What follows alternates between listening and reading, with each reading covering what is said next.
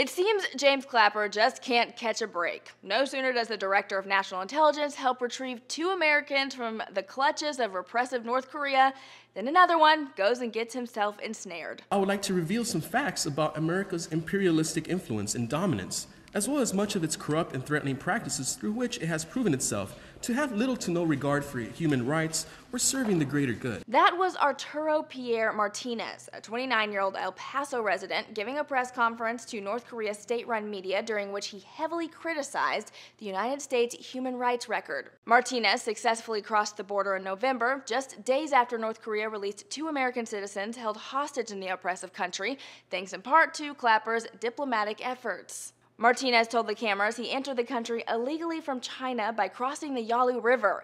During his speech, he thanked the government for pardoning his crimes, indicating he won't be charged for illegal entry. His condemnation for the U.S. touched on familiar controversies, like the war in Iraq, economic disparity, and the unrest in Ferguson, Missouri. The New York Times notes he also warned of extremely dangerous and subversive technologies related to UFOs, which inexplicably hasn't made the headlines. CNN spoke to Martinez's mother, who said her son is bipolar and left for North Korea after being released from a California psychiatric ward. He is very smart, and he got the court to let him out, and instead of coming home to us, he bought a ticket and left for China.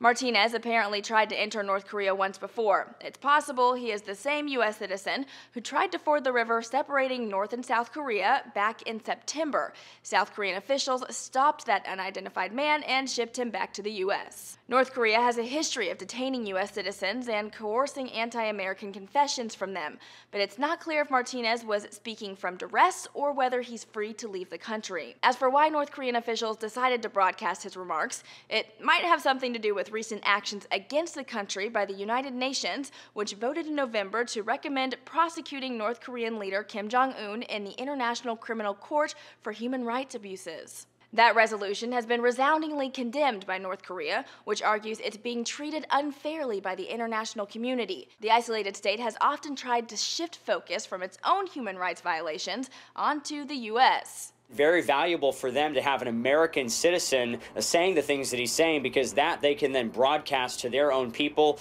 and to the rest of the world to make their case against the United States. Again, it's not clear if Martinez is free to leave the country, but he says he plans to seek asylum in Venezuela. For Newsy, I'm Jasmine Bailey.